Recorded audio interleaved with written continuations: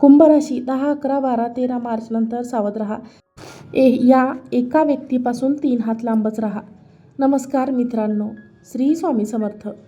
तुम्हाला कुंभ राशींच्या मित्रांनो, तुम्हाला हे भविष्य सामान्य वाटेल. कुंभ राशींच्या जीवनात काही काळ असे येतात की ते फक्त भविष्य बदलत माणसालाच बदलून टाकतात.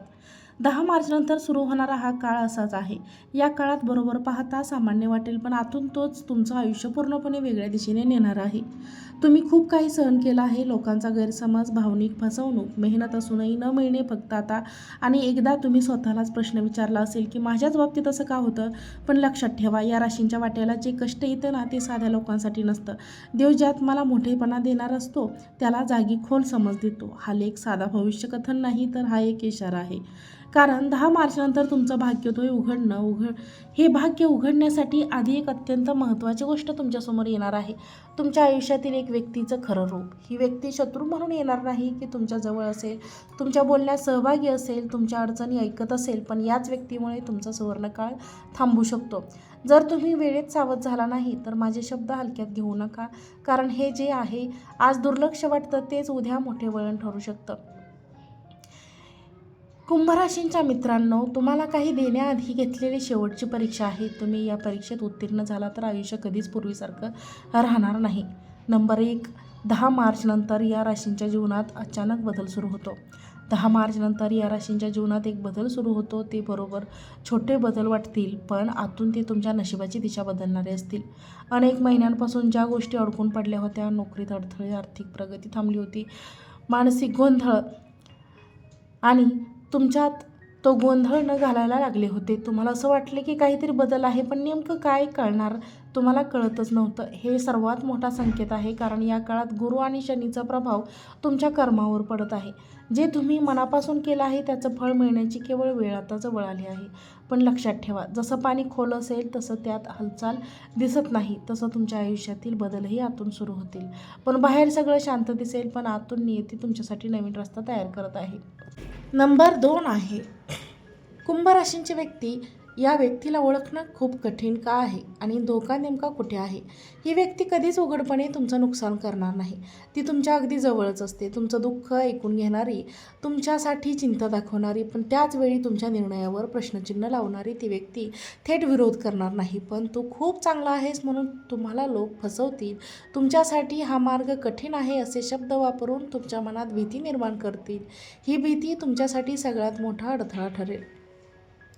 ही व्यक्ती तुमच्या यशापेक्षा तुमच्या अपयशाचं जास्त आराम असेल, कारण तुमचं पुढे जाणं हे त्या व्यक्तीच्या सुरक्षिततेला धोका देणार आहे. म्हणूनच हसत हसत तुमचा आत्मविश्वास कमी करण्याचं काम करेल, अविश्वास कमी करण्याचं काम करेल. नंबर 3 आहे या राशींचे भावना कमजोरी या टप्प्यावर या धोकादायक ठरू शकतात. मग या राशीची सर्वात मोठी ताकद म्हणजे त्यांच्याकडून आपण हाच गोंदी या काळात धोकादायक ठरू शकतो.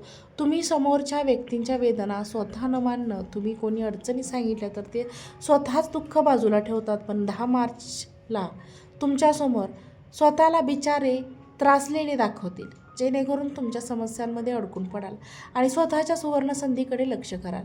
हे लक्षात घ्या, या काळात प्रत्येकाला वाचवण्याची जबाबदारी तुमची नाही की लोक तुम्हाला दयाळूपणाचा वापर करून घेतील, तुमचं भविष्य थांबवून पाहतील.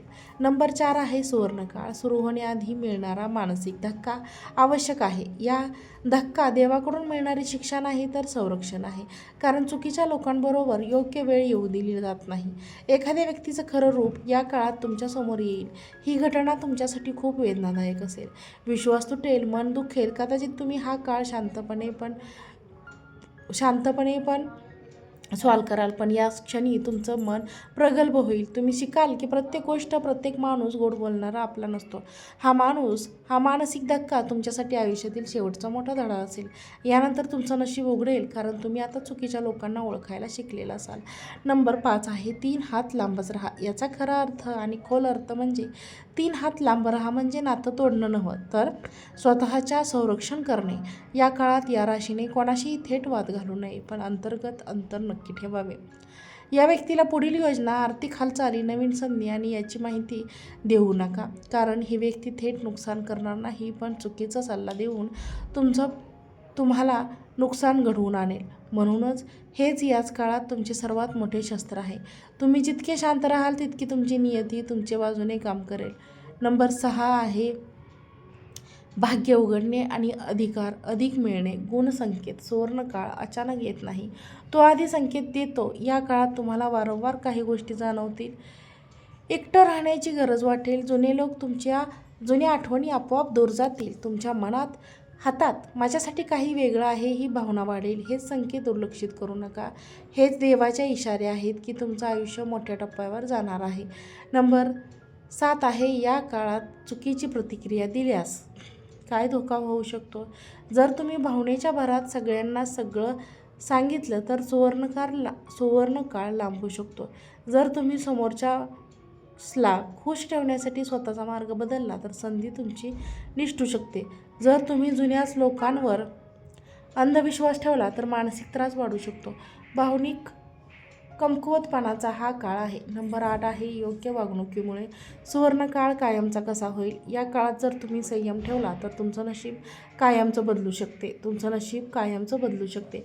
तुमच्या अंतःकरणाचा आवाज ऐकावा. तुमच्या गोंधळात अडकू नका. जे लोक तुम्हाला सतत कमी लेखतात त्यांच्यापासून मनाने दूर राहा. आध्यात्मिक बाजू थोडी वाढवा आणि मन शांत ठेवा आणि मन शांत राहील याचा प्रयत्न करा. या कुंभ राशींसाठी 10 मार्च नंतर सुरू होणारा हा काळ तुमच्यासाठी सामान्य नाही. हा काळ तो निवडीच्या लोकांचा, निवड विचारांची आणि स्वतःची निवड सुवर्णकाळ हा नक्की असणार आहे. त्यासाठी योग्य वेळ योग्य लोकांपासून दूर राहण्याचा ध्येय दाखवतात. या लेखात सांगितलेले 3 हाताच्या अंतररेषा ही भिंत नसून एक संरक्षण कवच आहे. हीच कवच तुम्हाला भावनिक फसवणुकीपासून, चुकीच्या सल्ल्यापासून आणि तुमच्या स्वप्नात अडथळा आणणाऱ्या देवांपासून त्या देवांवर तुम्हाला विश्वास ठेवायचा आहे. त्यासाठी तुम्ही योग्य व्यक्तींचा सल्ला घ्या, कारण तुम्हाला या गोष्टींकडे खूप लक्ष द्यायचं आहे. कुंभराशींच्या मित्रांनो, तुम्हाला जर हा व्हिडिओ आवडला असेल तर व्हिडिओला लाईक करा. चॅनलवरती तुम्ही जर नवीन असाल तर चॅनलला सबस्क्राईब करा आणि हा व्हिडिओ जास्तीत जास्त लोकांना शेअर करा. आजचा व्हिडिओ पाहिल्याबद्दल तुम्हा सर्वांचे मनापासून खूप खूप धन्यवाद. श्री स्वामी समर्थ. जय जय स्वामी समर्थ.